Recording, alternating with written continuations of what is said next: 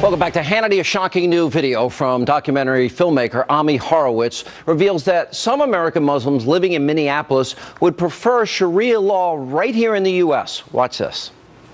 Do you feel more comfortable living under American law, or do you feel more comfortable living under Sharia law? Sharia law. I'm a Muslim. I prefer Sharia law. Right. Sharia law, yes. You prefer Sharia law over American law? Of course, yeah. Of course, yeah. And do you find most of your friends feel the same way? Yeah, of course. If you're Muslim, yeah.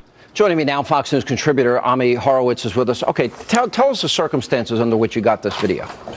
Well, the sort of the genesis of it was I spent a lot of time doing these videos all across the world, and whenever I'm in Europe, I marvel at the fact that there's such a lack of integration between in the Muslim community all across Europe, in France and London.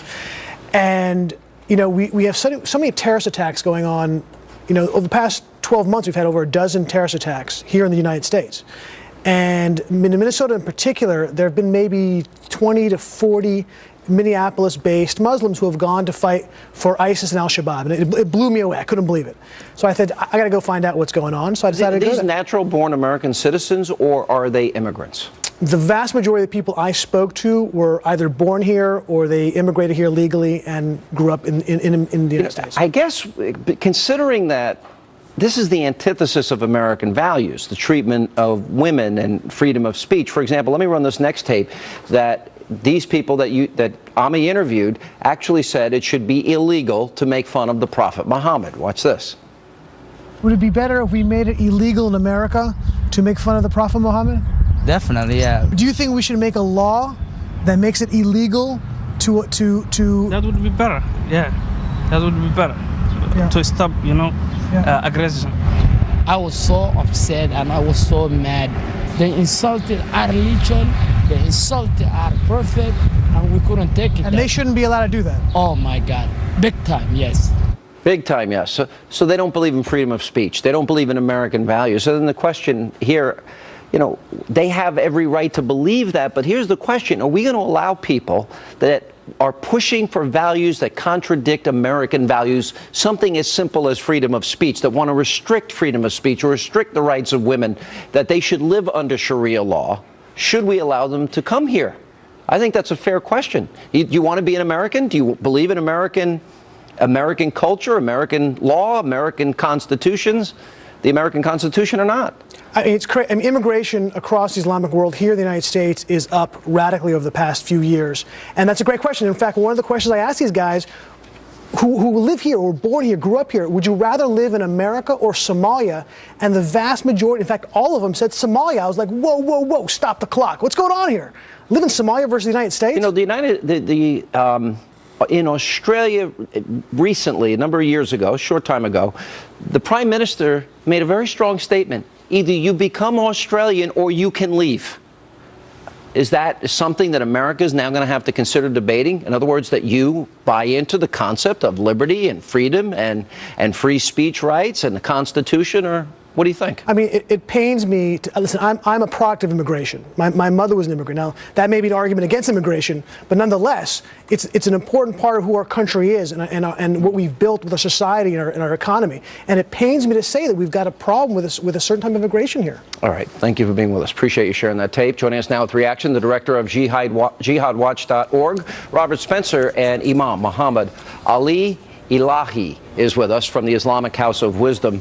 Imam, let me ask you, I don't care what your religion is, I believe in freedom of religion, but if Muslims want to live under Sharia, whose values contradict American values, if they want to restrict Americans' freedom of speech and not support our Constitution, why are they here? Sean, before I start, let me say this, that I'm a Muslim and American, and it really hurts me to see that we as mainstream American Muslims, we are caught between two forces of Islamophobia on one side, and then the extremism, ISIS, Taliban, Al-Qaeda, Nusra on the other side. And these two tsunamis that destructively attacking us day and night. They are providing victory for one another, but then we are paying the price, and it's so much of injustice, so much insult, so much but hate, Imam, let me ask you, so but much very discrimination, and it's not fair. I mean, Sean, show please some understanding. All this propaganda, exaggeration, and generalization and assumption against us. You see the tape. People that would rather live under Sharia, people that would limit the freedom of speech, Robert Spencer. You see it on tape. Sean, do we have to, Robert? I saw that. One more second. Robert Spencer, do we have to consider that people must agree to assimilate? They must agree with American law, American values, Absolutely. the American Constitution. Absolutely, Sean.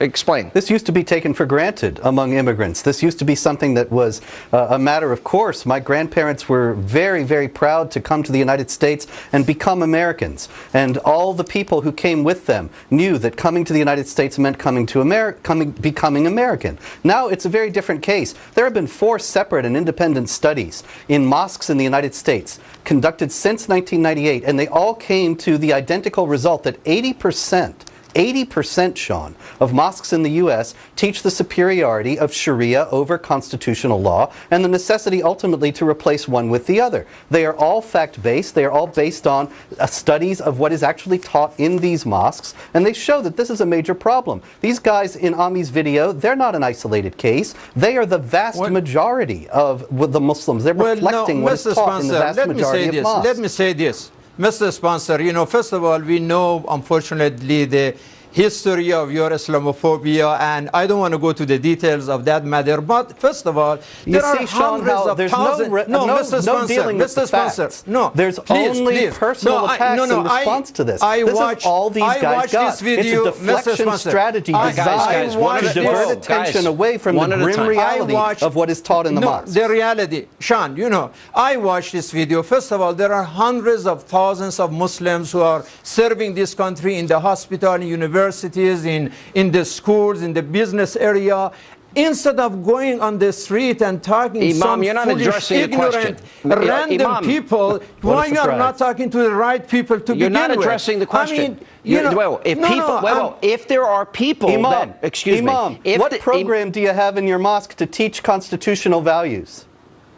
Well, you know, what kind of classes do you have to teach Muslims to adhere to the freedom of speech in your mosque? Well, let me say that. Well, first of all, the whole concept of discussion of Sharia is a ridiculous, nonsense, waste of time, because we already, yes, as Muslims that follow the laws of this land, we believe in the Constitution, and Constitution but not the people on that video, sir. The people in that video, wait, my mom, the people in that video said they don't believe in freedom of speech, that you can't criticize the prophet. I'm a Christian. I don't like let me finish. I don't like a crucifix submerged in urine.